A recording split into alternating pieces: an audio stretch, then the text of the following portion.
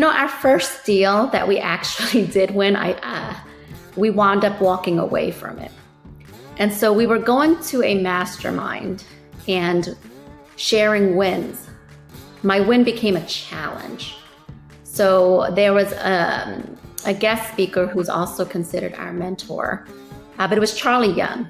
And he's like, "What are you working on, Hua?" I was like, "I just won my first deal. I'm so excited."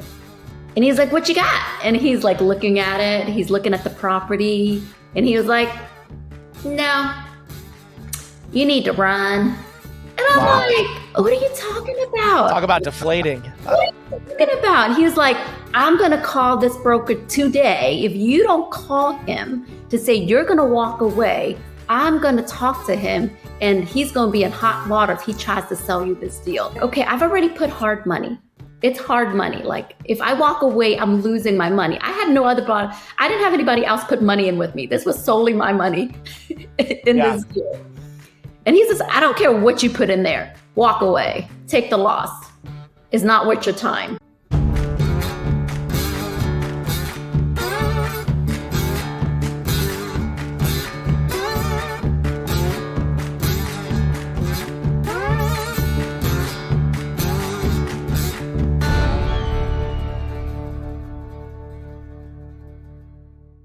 On today's episode, we have CEO of BLACKSTEEL Investment Group, Dr. Nguyen. Boy, there's so much in that interview to pull out and extract. So much wisdom, so many nuggets of gold. But Steve, the thing that has lingered the longest since we've chatted with Hua has been to keep the proper perspective at all times. And I think once listeners hear her story, that'll make sense. But perspective is a game changer in your life.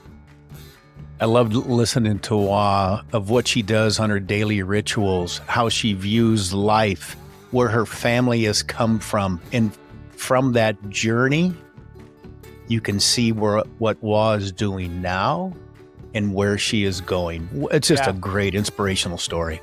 Yeah, and for listeners, as you tune in, you'll quickly pick up that Hua has overcome a lot in her life. Whether it's moving a lot, whether it's fleeing a country, her family fleeing a country early on, putting her, going through college to become a doctor. The trend you start to see early on is she overcame a lot, but her mental makeup was what kept her going. It seems like to have that proper perspective that she's living a blessed life every day, and she's trying to be present, and she's trying to build upon the dream that she's had from day one. So I'm excited for people to listen to this one. It's so inspirational. It brings back a lot of thoughts and feelings I had from our conversation with Brad Kelly, overcoming so much and doing his ultra marathons. But let's head west. Stay tuned as we discuss living with gratitude, investing abroad, and overcoming obstacles with our guest, Dr. Nguyen. This episode is brought to you by Skyline Point Capital. If you're anything like me, you're always considering where to invest your money. Stocks, bonds, crypto, and rental home, the list is literally endless.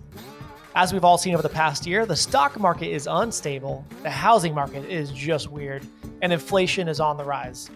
In times like these, the clear place to invest my money is in multifamily real estate, aka apartment complexes. Here's why. Returns on real estate investments have little to no correlation with the stock market. There's lower volatility, stable income streams, and the tax benefits are insane. And let's not forget that the apartments will typically appreciate in value over time, which means you can walk away with a pretty nice return when the complex is sold in 3 to 5 years. Best of all, multifamily investing is passive, so you get all of the benefits without the hassle and headache of your typical rental home investment. Getting started has never been easier. Head to skylinepointcapital.com to learn how you can start investing today. Okay, so you just got back from Belize. You look tan. You look great. Yes. Please make Steve and I jealous. Why were you in Belize? What was it? Vacation? Were you investing there? What's going on there? So Belize is both. I started a girls' trip back in 2015 and absolutely fell in love with the island there. Called Jaime up and said, "We're buying something here." And he was like, "Whoa." Mind you, we had not invested in real estate yet. And so we started the hard way, learning how to invest in real estate, and all of our assets beginning was all in Belize. Oh my And gosh. so Talk we about a crash course. yeah, talk about like just going full in. Yeah. We bought land, hired an architect, designed it, custom built a home, and then decided to Airbnb it and hire a management company. And so we go there every few months to vacation. But then also that's our rental property. And then we decided to pick up more land and have a hotel syndication over there as well. And so that's how we got our foot in the door. And so it's a beautiful place to vacation, but then it's like, it's a legacy asset and it's a great way to cash flow while we're not there. Yeah. And let me guess, you probably get to write it off as a work trip as well, right? Absolutely, right? Oh my gosh. Steve, I think we opened a real problem of a can of worms here, because all of our investors are going to listen to this and then email us saying, why haven't we bought a vacation place in Argentina or Belize or St. John's Island where I can go visit my investments and then write it off as a tax write-off? I think we opened up a problem for us. I think Belize would be a great place to have that type of property. And then we'd move right next to Wa and Jaime, and we're in. Yeah, I like that. We're considered locals there. We go there so often that all the restaurant people at the restaurant and hotels, they know us. Oh my gosh. We get the local rate. I love that. So, okay, but I want to eventually I want to go back eventually to your story, how you got started in your journey through real estate. But let me ask you this, since we're talking about Belize, what's the benefit and advantage of investing abroad? But what are the unknown downsides and pitfalls that most people don't think about? And you wouldn't know unless you just start investing like you and Jaime did. Absolutely. We learned a lot of things the hard way, obviously. The benefit is, it is easy to do business in Belize. As far as you can own, your name is on the actual title. Everyone speaks English, and there's a lot of people from America. So the brokers and things are from America that are based and living out there. And the architect is, again, it's based from the US, but they live over there now. So actually doing the business side is pretty easy. The challenge of doing like investing in Belize was the financing, right? So financing over there was ridiculous as far as they wanted 13% financing. And so we wound up paying cash for everything. And so we didn't finance anything. And so that was a big part of it. It was just using up a lot of our cash. And it's island time. And so when they tell you it takes 6 to 8 months of construction, double that. That sounds about right. Yeah. So everything is slower in the process. And we've seen that both in all the developmental projects there. Everything's much slower over there because there's a lack of, there's so much new development going on there that having construction workers coming from the mainland over to the island, because the island is a higher cost of living. So they have to go back and forth every day with a ferry or water taxi to get there. So the labor, is a challenge getting people to come in and do things. Capital gain, there's no capital gains tax in Belize. Property taxes are extremely low. We pay about a few $100s a year on all of our properties. So it's super cheap on that aspect. Management companies do charge a little higher to manage your properties overseas there. But, other than that, I think it has its pros and cons. I obviously didn't know about multifamily syndications at that time. And Jaime and I didn't have partners or investors in our land and building. And so we put everything up front and we didn't have the experience. But fortunately, we dealt with good people. Unfortunately, we had a lot of friends who invested in Belize who did not know and didn't trust the right people, who've lost money or are in development projects that have just been there for years and they haven't completed them, and it doesn't look like it's going to be completed. Wow. So you do have to do your due diligence. You do have to go back and forth. And we did a lot of trips back and forth to learn the market, talk to different broker groups, talk to locals who are expats who've done business in Belize are well-versed. And so we did a good amount of homework before we decided to truly invest in Belize. Yeah, I know you travel a lot, and so this is not news to you, but one of the things that you find out quickly when you travel is culturally, obviously, things are just different no matter which country you're going into. Sometimes they value one thing over the other. And I made a trip to Central America a couple of years back. I've been there a couple of times, but we were in Guatemala and we were helping with some building, construction things. And I remember talking to the project manager, and he was the owner as well, but we had said, okay, let's be here at 10 a.m. Let's start construction. It was very clear, like face-to-face conversation. The next day it came and he showed up at like 1:30. And I asked my local friend, I'm like, is this normal? Like in the US, when we say be here at this time, do this thing at this time, people are usually very punctual. It's a cultural thing. And he's like, this is very normal. You just have to accept that there is a 3-hour margin on either side of whatever time you set. And so when you say Belize, construction times are extended, doubled, that's not surprising to me. But now that you know that, looking back, would you have just bought an existing rental or apartment, or do you think building is the way to go going forward? In hindsight, being that it was our first property, I probably would have just bought an existing property in a resort that is already doing a model where you can live in it when you visit and then they rent it out. And so I know a lot of people who are doing that model with a lot of success and without the headache of having to front as much money and without having to go back and forth in managing the construction process. So in hindsight, I probably would have bought an existing and then done that. But it's kind of double. Like, I love the asset. Obviously, we love that it's our own custom taste of everything that we put into it. So we feel really happy that it's got the personal touch of how we wanted it, everything in there. But then when you start renting out a property and you have people like your wood is starting to get messed up or little things that they don't take care of the property like you would of your own. So it's kind of, it's like, oh no, do I really want to rent it out? Yeah, right. Just keep it as your vacation home. Yeah. How do you mentally go through that? You built this property. It's your own. It has your own taste there, your artwork or amenities and etc. And then you rent it out to somebody. Yeah, it's a hard decision. Mentally it is hard, but I realized that, look, we knew that we wanted to have it as a vacation home, but, at the time that it's just sitting there, it just didn't make sense for us to not rent it out. And it was a hard decision because we put so much love into that. And we knew renting it out, it's going to have wear and tear.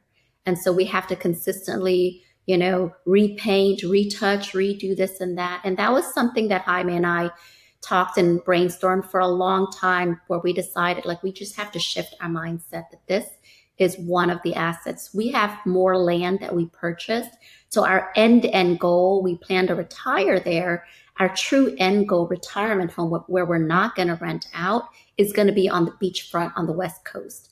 And so that's how we set it mentally. It's like, okay, now this home, it's okay. It's going to have wear and tear. We will have to accept that. But our retirement lot in the future on the West Coast, that we're not going to rent out. I have some good friends that they have property in Florida that they're in the 60s, and they bought it and they went through the exact same thing. Do we keep it for ourselves? Do we rent it out, and et cetera? They decided to rent it out, and then their mindset was, we need to outfit it like for a renter. The furniture in there, everything for a renter, and it took them a while to feel that way, because when you buy something, you want to put your own nice things in there, and they go, no, we're going to rent it out and Airbnb it, and so they finally got to a good point, and they're happy they did that. But when they go down, they feel like they're in a renter property, not one of their own properties. Oh, yeah. And we put it into our taste, money financially wise, we probably could have done it smarter, where we put less high quality things in it. if we're truly just renting it, but we wanted it to feel like it was our own. Oh, And that's so we great. put all the high quality and personal and artwork and touches. And you can tell it's high quality, custom made wood things. And, and so we wanted that feel, even if it was just a few times out of the year, we wanted to truly have that feel. And we wanted our renters to know that, hey, if you're coming into our home, it's a high quality home. Awesome. Let's we jumped ahead to Belize. I am now sufficiently jealous, but so let's move on from this topic. Let's go back to how you got started in real estate. And I know that starts even before you got into real estate. So let's start from the very beginning of your background and let's build up to investing in real estate. So where were you born? What was your situation growing up? And then how did it lead to real estate? Can you kind of walk us through that? Sure. My parents actually fled Vietnam after the war. And so my mom was pregnant with me at the time. My dad was actually the one who had a boat, a wooden boat, and he had about 75 people who fled the country Wow. in the middle of the night. And so this was 7 days at sea. Really, everyone thought we were going to die in the waters, right? So they were leaving with bare nothing, right? Because if you get caught, we probably get killed or imprisoned, right? And so it was a hard journey. And we went to Manila in the Philippines, and there was a refugee camp there. And that's actually where I was born. And so my parents, I have two older brothers, and myself, I'm the baby. And I was born there. We stayed in the Philippines for about 8 or 9 months. And then we winded up going to Germany. And then from Germany, I lived there for close to 8 years. And then so I came to the US after that. And then we moved around so much. I mean, I was in Pennsylvania, I was in Virginia, Mississippi, Louisiana. So when people are like, well, where are you from? I'm like, well, that's a hard question. Moved around everywhere. Yeah. And it was just trying to find, my parents came to the US and they're just trying to find to make a living. And so when they came to the US, they were janitors, right? And so we lived, when we first came to Pennsylvania, we had a 3-bedroom home. And there were 5 families living in that 3-bedroom home. So my family of 5 lived in a 1-bedroom of that house. And then once we moved to New Orleans, my dad's a fisherman by trade. And so that's what brought us down to the South. And we lived in a little trailer, $3,000 trailer in the projects of New Orleans. And so I remember growing up and how rough it was in New Orleans and the cultural changes of going from all these different places.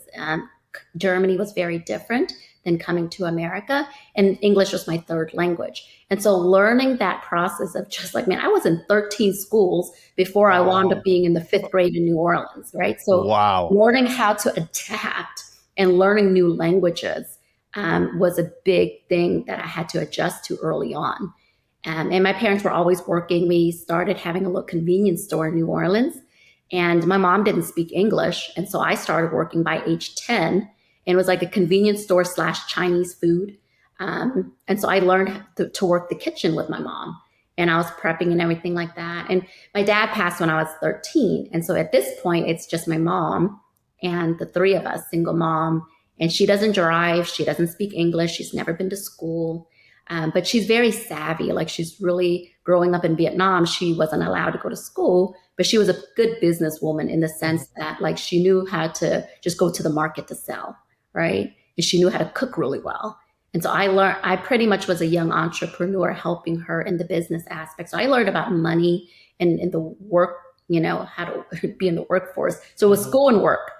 And so I knew that I didn't want to, like, seeing my mom's hardship and everything. I was really motivated to do well in school. And fortunately, I became the first doctor in my family. To go to college was a big milestone, much less become the first doctor in the family.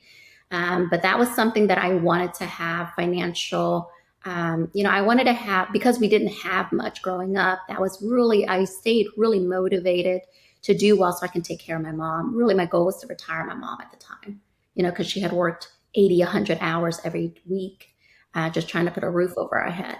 And then I went to optometry school. I met Jaime.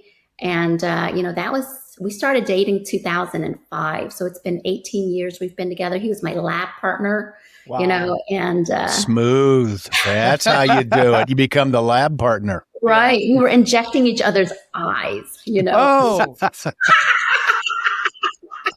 you just, So, you just like, so that's like my nightmare. right so there. we always joke that we, love at first injection, it's just, but he was I my lab faint. Don't know partner. why. We've had just so much alike. He's just very humble. He was very hardworking. And, again, it was just, we were very driven at a very young age, very motivated. And I wanted to always own my own practice. I was entrepreneurial. After becoming a doctor, I wanted to own my own practice. But the reality of when you go to school, you work hard, you get good grades and all that. And I was valedictorian and all that good stuff. And you come out of school and you're like $350,000 in student loan debt. Yeah. Yay. Yay! Now what? And so, we hustled. Like my nickname is Hustler because we really grind. Like even after we graduated, and that was 2006. I moved to Dallas, and because Jaime's from here, and so I decided to move to Dallas, and we both had a private office job for someone else, and we worked 5 days a week. And then I started doing a bunch of relief work. Jaime and I worked every Saturday and Sunday to pick up extra work to get extra money. We lived in a 1-bedroom C-class apartment. We didn't have lifestyle inflation. And so we lived like students. We were used to living like students because the goal was truly to have our own practices and to start investing. And so we had those goals early on, and we really lived like students. And we were able to buy our practice 4.5 years in, and then buy our second practice 2.5 years after that. And, real estate came about only because my daughter was born. In 2014, Athena was born, and it took us so long to finally get pregnant and have Athena. And the priority shift of having more time freedom was the whole reason we pivoted into real estate. Man. Okay. There's so much to unpack there. Wow. I know. Let me ask you, let me go to the very beginning of what you had said. So you walked us through this upbringing that's difficult, and there's a number of people who hear that and they've gone through that and life maybe hasn't turned out the same way. How were you able to overcome that sort of start to life? That sort of upbringing can weigh someone down and keep them from kind of breaking through. But what was it about you or your situation, or maybe what your parents instilled in you that led you to say, I'm going to change the course of our family's life and become a doctor and become an entrepreneur and eventually real estate? Like, what was it about your situation that allowed you to overcome that? Early on, I think it's all about perspective. And I think for us, even though we didn't have much in America, we didn't have the fear of being killed, right? And so hearing the stories of my mom and my dad during war and the hardships that they gone through, coming to America and their sacrifice of leaving everything behind, for me was really embedded early on. And so I valued the opportunity to be able to go to school, especially because my mom, family of 7, didn't have that opportunity. And my mom and dad, they're very happy people, even though we never had much. What I did have was I had a lot of love, right? And I knew that whatever it was for us. And so for their sacrifice to come here, I felt that was something that I cherished so much. So regardless of whether we lived in a bad neighborhood or it was a small home, even though it was a trailer, it was a home, right? And so for me, I read probably in the 5th grade, and that was in New Orleans. I read a book called A Man's Search for Meaning by Viktor Frankl. And it really put a lot of perspective through even the harshest times, that you can still create change and create impact. My parents, I remember when we lived in the trailer, my dad used to always bring homeless people home. and take care of them and feed them.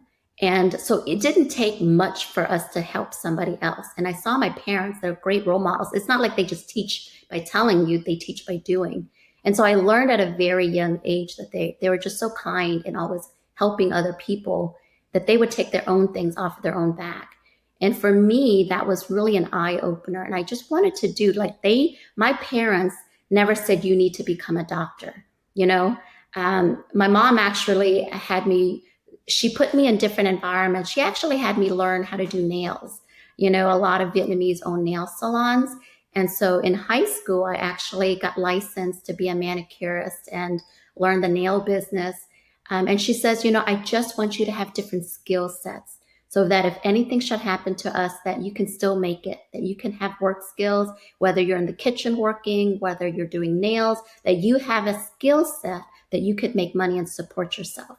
And she did that very early on. And she goes, in case school doesn't work out, you know. And so she didn't have a dream for me to become a doctor or to do, you know, she just wanted me to become an entrepreneur, do what I wanted to do to make myself happy and help other people. That was kind of the high level teaching that they embedded in us. Well, when I hear your story, I always use the phrase glass half full, half empty. I see a half full glass with you, with the world in front of you as a child looking at, when I hear the story that in America, you don't feel like you're going to be killed. I can't imagine what that would be like. I don't have that feeling. And I've never been that way, but your family structure, your mom and your dad and siblings, you're in this country. You can do whatever you want, and your parents supported you to doing that. Was there any pressure from your parents to go a certain direction, or did you just look out and see the sky's the limit? I'm in America. Yeah, I really believe that the glass, you know, there was no glass ceiling at a young age. I just felt like, you know, we're here in the land, you know, anybody who's not from America, it's like you want to come to America for the land of opportunity. And I felt like that we were blessed to have that opportunity. And I wanted to go as far as I could. And even now, like I'm always constantly learning, I'm constantly growing and surround myself. So it's a lifelong journey for me. And I don't know how I got that at a young age, but I think the hardships helped me kind of help mold my mindset to have resiliency and grit and just keep on moving forward. And so, you know, we all have weak moments. I have my weak moments, but I know that, hey, we got to get back up, get going. And it is definitely a glass half full. You know, I just see there's so much opportunity and I want to live it full out. And I think we've been so blessed. And the hardship, though, is I always say success is a lousy teacher because it is It's so true. it's true because the failures, and I failed a lot in my journey and in my career, or I felt maybe a little disappointed and I put a lot of heart and effort. But every time I hit a blockage, a hardship, or a challenge, that becomes the biggest turning point, a pivotal moment of big growth for me. Yeah. When you're talking about these hardships, I think even when I go back and look at my life, what were the pivotal turning moments in my life? Were they a success or were they a failure? Mm-hmm. And 99% of them was a failure. And I learned from that and it moved me to a better place. Mm-hmm. And when I see today where failure can't be an option for kids, where everything has to be, everybody has to have no failures, I think they're missing the great opportunity to be better and to grow as a person in this country. And I hold all my failures as a reason where I got to today and the people around me that supported me. Absolutely. Picked me back up and dusted me off and said, get back in there. So. Absolutely. I agree. Pivotal moments I look back to. And the big pivotal moments are moments of failure and hardship. Mhm. It's such a weird, I don't know if paradox is the right word, but paradox that we're so, maybe it's an American thing, or maybe it's just a human thing, but we're so averse to pain and to problems and to discomfort that although we know that failures are the greatest teachers, we do not want to we don't want to go through that. We'd rather, if we have I'm a win, or I'm going to win and lose or learn a little bit, or lose and learn a lot, I'll take the win and learn a little bit usually. And I don't know why that is, but we tend to take the road that's more comfortable rather than, and I'm not saying manufacture losses to learn, but we just, we don't embrace failure very well in today. I want to come back to where we left off on the story of you got into real estate because your daughter was born. And so can you walk us through why that, talk about pivotal moments, why that moment led to actually investing in real estate? Yeah, so when we had our two practices, Jaime and I were the sole doctors. He managed one practice, I managed one practice, and we were still working about 60 to 70 hours a week between seeing patients, and because we were open 6 days a week, and then also all the admin and all the things after charting and stuff like that. And so we had been accustomed to working 60 to 70 hours a week, but when my daughter was born, I just remember after 2 weeks of her being born, I went back to work. And just coming home, it's like, man, I was just tired after every day. And I just didn't, I just like, man, it was so hard. I so wanted to spend quality time to be there with our daughter that I just didn't want to continue doing that. As much as I love being a doctor and serving my patients, and I felt so proud of our practices, I just needed to trade. I needed to buy my time back so I could be with her. But on the same token, I wanted to continue to keep growing and scaling. I didn't want to be a stay-at-home mom and not do anything with my career. And I was like, I love being a mom, but there's got to be a way. And I knew real estate was the vehicle of building wealth, but I didn't know anything about real estate at the time. And so I started attending a lot of local meetups.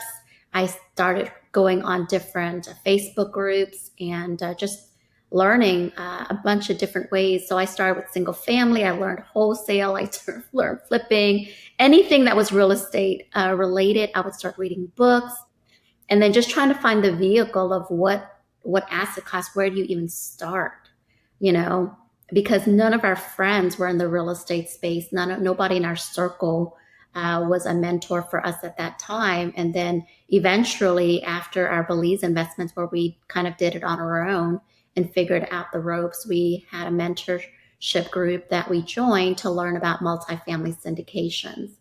And that was really a big game changer for us because then we could start passively investing and having our money grow for us. And the biggest thing about that asset class was a lot of the tax benefits that, we really weren't utilizing with our Belize properties. And so when we started getting into the syndication space, then, as we were getting more cash flow, and our goal was to then become active general partners one day. We did 8 deals as a passive investor. We then started hiring associate doctors so that we could have more time to transition into the real estate space. And I said, real estate is going to still be a lot of work, but there's flexibility in my schedule. I can stay at home with our daughter. I can schedule investor calls. I can schedule tours. I can do my underwriting and everything from home with our daughter. And that was really a huge learning curve and time commitment, because at the beginning, we were still working full time in our practices while we were doing real estate. So it was like 20 or 30 hours in addition to our 60 to 70 hours at the beginning of our journey. But the goal was to transition over. And, after a few years of doing that, now I see patients once a week, because now we have 3 other associate doctors. Jaime works once to twice a week. And then the rest of the time we're committed full time into real estate. But it gives us so much more flexibility, and we've gotten to meet so many new people and grow and partner with. And that's the beauty of real estate syndications, is the leveraging of partnerships and someone who has more experience for us to really learn the ropes, instead of us trying to figure it out all by ourselves. And so that's been a really big shift for us to buy back our time freedom. Well, when you jumped into the syndications, you did limited partnerships for a while, and you said, okay, I'm going to jump in, be a GP, and do syndications. Can you walk us through what you thought syndication was going to be and what you learned? And the reason I ask that, because there are people that think I'm going to jump into real estate and it's going to be easy. And just because I have a W-2 job, I'm going to do this real estate. And they come to find out it's a little more with the right team, the right people and mentors. It accelerates things. But what did you learn in your process when you got in? Yeah, I learned, I mean, I was a little slower at the beginning, because I was always very conservative in like who to trust and who to partner with before I transitioned over to becoming a co-GP. But even as a limited partner, I would show up to every meetup, every event, and branch outside of different groups too, just to learn the business and see other underwriting models, everyone who has a mentorship program and how they analyzed deals. And I wanted to kind of see who else is and what they're doing out in the market. And so I invested a lot within the group that of our mentorship, but then I also invested outside because I wanted to see what other people were doing and learning. And so I talked a lot to the brokers. I talked a lot to insurance brokers in the mortgage industry. And so I wanted to get a different taste in management companies, just so that I didn't, I was a little bit more well-versed in really how this worked. Now, when I transitioned into becoming a co-GP, I was underwriting so many deals and submitting. When I finally had the courage to submit my first LOI, and that was a whole process of fear of like, okay, I'm going to actually submit this. Oh my gosh, this might happen. And if they accept it, then what, right? Still going back after that. Right. And so that was what we did. And we, it took a long time for us to actually get awarded our first deal. And so people don't realize you filter through so many deals. And if you're lucky to make it to best and final, and then there's multiple rounds in best and final. And at the beginning, I mean, Jaime and I would be the two last ones. Yeah, right. And the broker's like, I think you're going to win this deal. I think you've got a really good chance.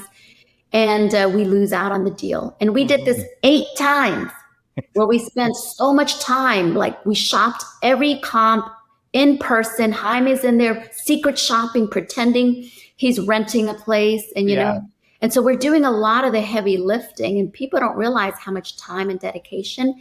And when you put in that much time and money at the beginning, and then you lose, and it's kind of like, okay, we just got to start all over. Yeah. But it's harder. It's easier said than done. It's like, don't get emotionally attached, and it's another project. But when you're in the midst of it and you're dedicating that much time, you get second, like you get thoughts where you're like, man, is this truly what I want to do? Is this really, this was not as easy as people made it out to be. Yeah, we've had some conversations recently with some of our investors, and we've got some people who have cash on the sideline. They're waiting for another opportunity, and most of them don't really know that we're always underwriting, and we're putting in offers, and we only bring you the ones we actually buy. And so they have this unless they know that ahead of time, they just think, I don't know what they think, but they probably think we're not underwriting a lot of opportunities. But I was telling an investor recently that if we analyze or underwrite 100 properties, we might offer 10, we might win 1. And so like, we're always doing the work. And when we had we've had some deals where, like we were at the last one, or we were the last best and final, we were up there, we didn't get it. And it's deflating, but at the same time, it's like, I'm constantly learning. Every one of these failures, I'm learning how to be better next time, and how to underwrite it better, and how to be a better steward of our investors' money. And so it's frustrating, but boy, you can continue to learn from those failures every time. One of the things we learned in the underwriting, and if we don't get a deal, what we've done, I think, a good job is we kind of know where the line is, where we can go financially. It makes a deal a good deal and not a very risky deal. And we just did we're in best and final for an offer and some properties, and we were sitting really good, but somebody came from the outside and offered crazy money at it. And when we plug it in, it doesn't make any sense. You just have to learn from that and go away. But we're not going to change our underwriting model because somebody, maybe they made a mistake. Maybe something happened, but you can't be chasing properties because somebody thinks it's worth 30%, 20% more than it really is. And because there's enough out there. And like Jake said, we're learning all the time. All the time. Absolutely. What's one thing that you learned, you're talking about you putting your first LOI and eventually you got your first apartments. What was something you learned real quickly about your first purchase, or maybe like a mistake you made on that first one that you'd advise others on? Like, if you're going to jump in as an LP, a limited partner, keep an eye out for this. I wish I would have known this ahead of time. As in, our first deal that we actually did win, we wound up walking away from it. And so we were going to a mastermind and sharing wins. My win became a challenge. So there was a guest speaker who's also considered our mentor, but it was Charlie Young. And he's like, "What are you working on, Hua?" I was like, "I just won my first deal. I'm so excited." And he's like, "What you got?" And he's like looking at it. He's looking at the property. And he was like, "No, you need to run." And I'm like, "What are you talking about?" Talk about deflating. What are you talking about? He was like, "I'm going to call this broker today. If you don't call him to say you're going to walk away, I'm going to talk to him and he's going to be in hot water if he tries to sell you this deal." Wow. I kid you not, Jake. Holy moly. I was like, what? And so I was asking the mastermind group feedback. I was like, okay, I've already put hard money. It's hard money. Like if I walk away, I'm losing my money. I had I didn't have anybody else put money in with me. This was solely my money in this deal. And he says, "I don't care what you put in there. Walk away. Take the loss. It's not worth your time." What I wish I would have learned, and in hindsight, I did walk away. And the beauty of it is, I wish, I don't even know. I think I should have stuck to my criteria. I always said I wanted a project that was at least 100 units and larger in a certain type of criteria market. And because I kept going into the 150 to 200 or between 1 to 200, and then I couldn't win a deal after 8 best and finals, I changed my criteria. I changed my demographic basis where there's less competition. I went smaller and I went into a pocket where I normally wouldn't even look, right? And in hindsight, I should have stuck with my criteria of 100 units. It's just easier. This amount of work that I did for a 56 unit deal is the same amount of work for a 200 unit. Yeah, right. Yeah. And it's actually better trying to find management companies and everything else. And so I learned the hard way.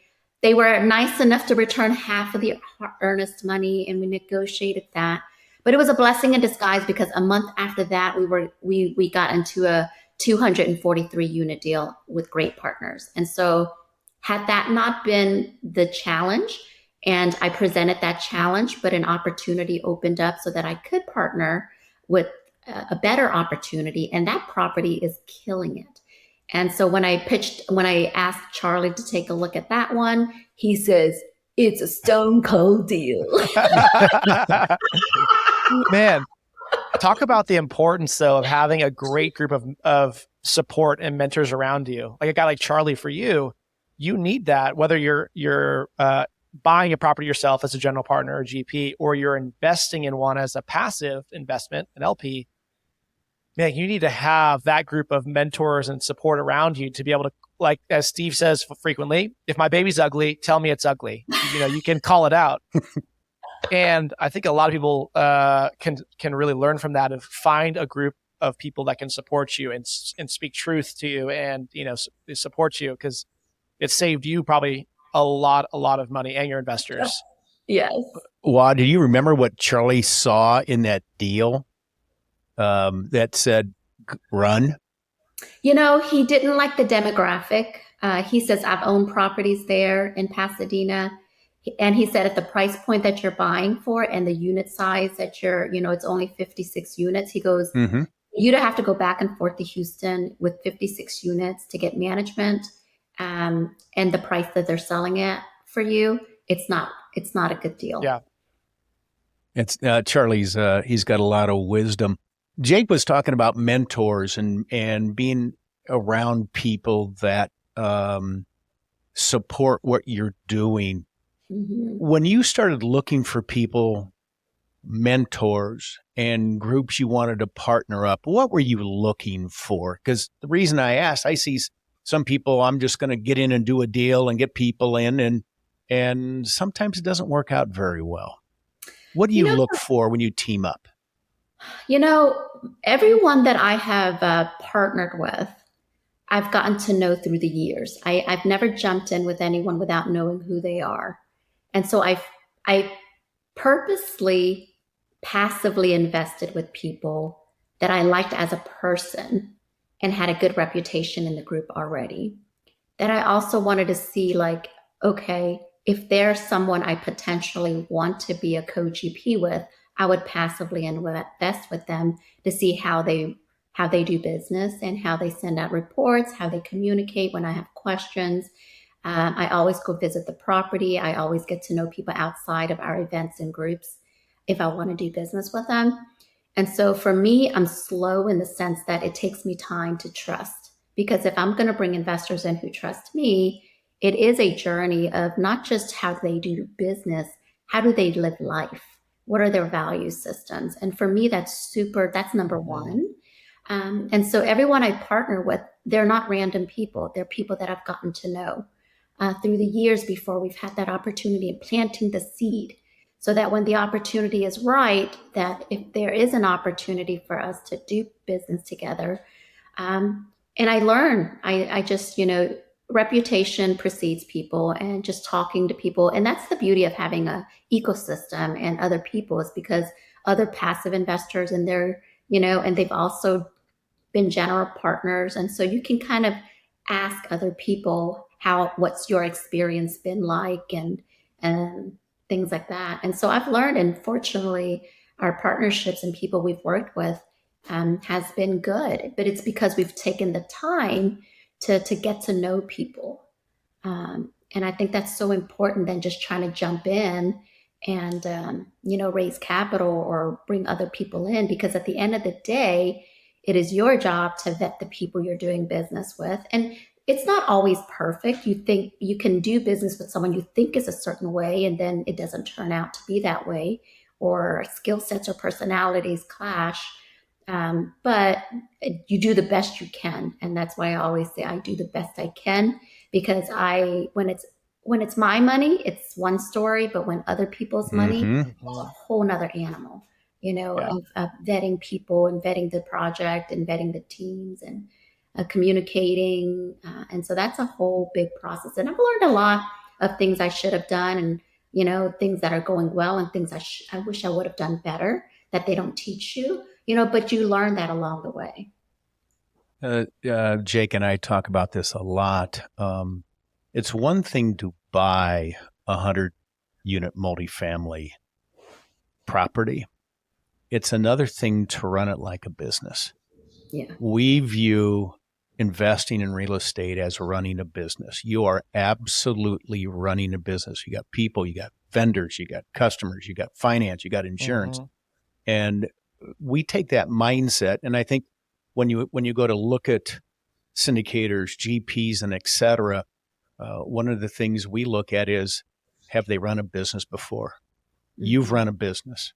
What's it look like? And there are challenges, and we've all learned in our business over the years, we've had our ups and downs and failures to make it better, but there are some battle scars in running a business that are so applicable to real estate investment and doing syndications.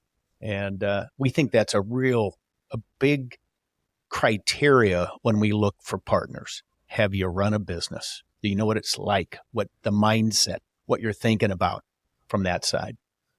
Do you see the same thing? Absolutely.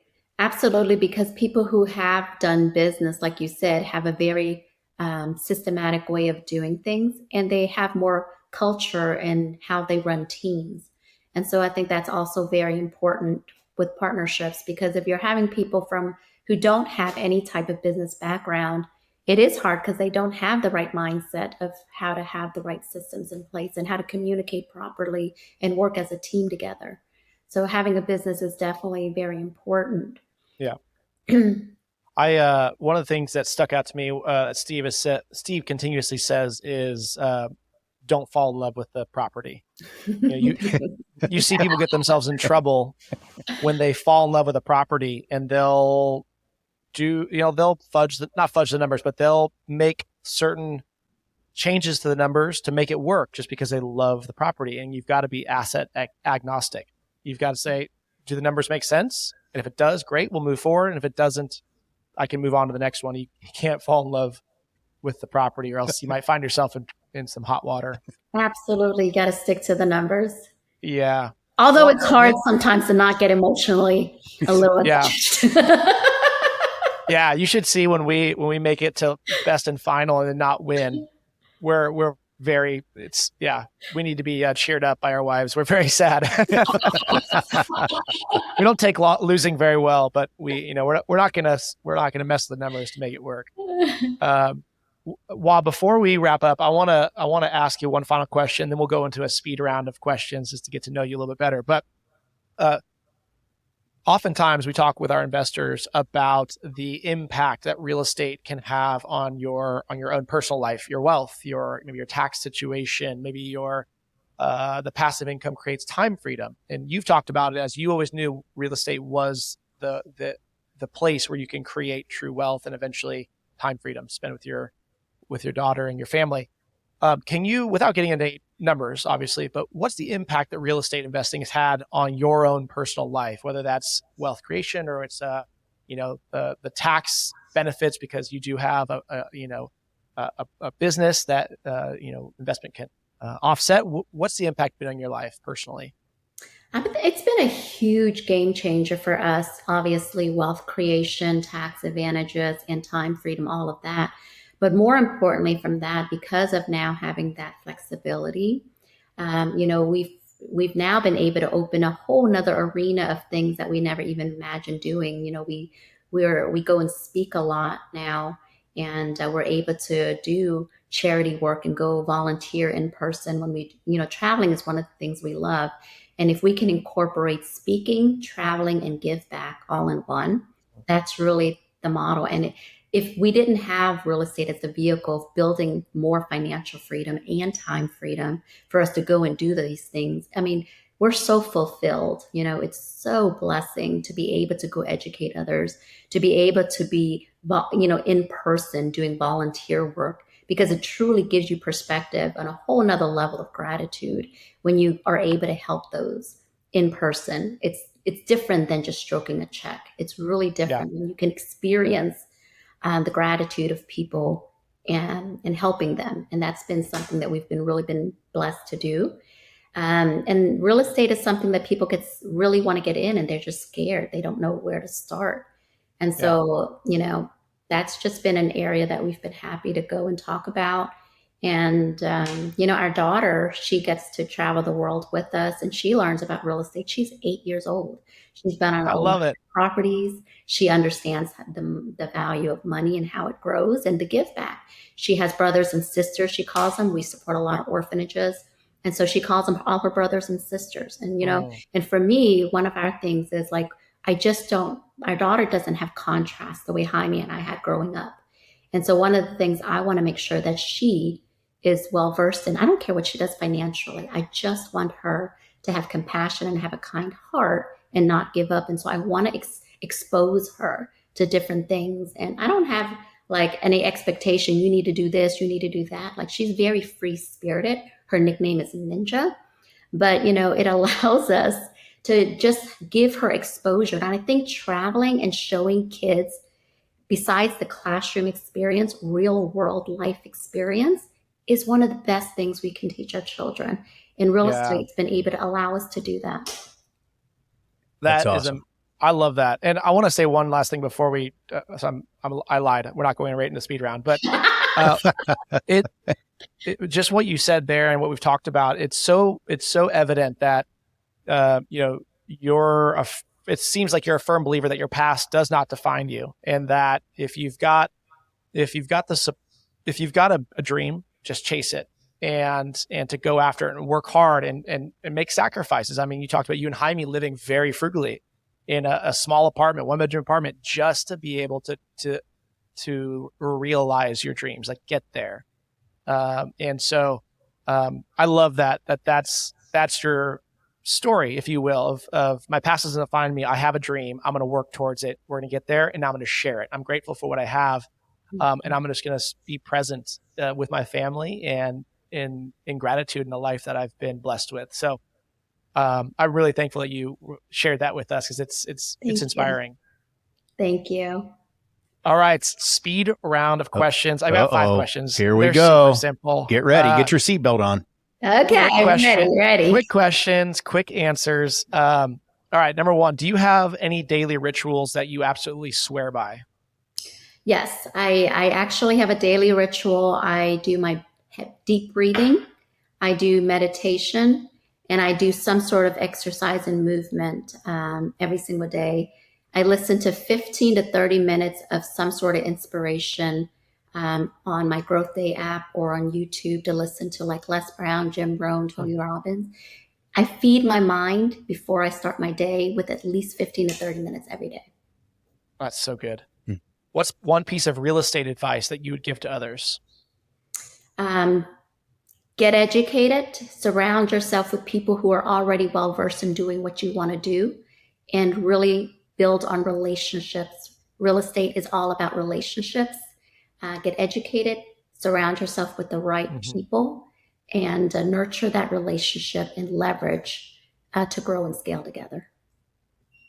What's one thing in life, business, or real estate that you're really excited about at the moment?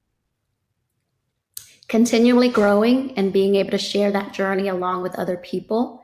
The other thing that I've kind of, in addition to my financial and time freedom and all of that, I've really expanded on my health and spiritual journey. And I'm sharing all of the things as I'm learning and as I'm growing and things on my own journey. I'm happy to share that with other people along the way. All right, last question. The title of this podcast is called Heading West, and it's in part talks about the journey from in life as you start at one point and you head west to the end of your life. And so with that sort of in mind, as you head west in life, where do you hope it ends up? And I know it's the beach in Belize, like locationally, but what does that look like? What do you want to feel? What do you want to be doing? What's life look like at the end of your destination? I live every day to the fullest. I don't want to waste any single day. If I wake up and I'm still breathing, I want to know that I am helping and improving other people, but also in the same journey, being authentic to myself. And so I always say inner happiness and peace while I'm helping improve other people around me, and just making sure that, love is at the core. I don't have beach and all the fancy stuff is just an added bonus. Yeah. To me, I just want to know hey, I don't have this 20-year or 50-year or 80-year vision. I just want to know hey, I'm playing full out every single day. And so if I go tomorrow, I'm good, Oh, that's the best mindset. I hear Ross saying, game on. Game on. Every day, game on. Well, where can people find you? If they want to hear more from you, if they want to, I know you speak, if they could come watch you, where would they find you if they want to seek you out? They can go on our website, passivewealth23.com. I'm also on Instagram and Facebook, HOA, last name Nguyen. But yeah, I'm heavily on Facebook, so if you want to follow me there, I'm there. Or you can just go on our website and get updated there. Wonderful. Well, we'll put all the links in the show notes wherever you're listening to this podcast. But if you're interested in passive real estate investing, go to skylinepointcapital.com. We've just finished up a podcast series called Real Estate Investing 101. Great place to cut your teeth on. Here's how I get started in real estate investing. But we just want to thank you again for an amazing conversation. Can't wait to have you back. Can't wait to visit you in Belize at some point in our lives. Jake, I think the invitation's going to be coming pretty soon. That's what I do too. Yes, Yeah. I would love to have you guys come to Belize. Oh, that'd be amazing. Thank again, you thanks so a much, lot. Steve and Jake. Appreciate it. Thank you. My It was pleasure. a blessing having you on.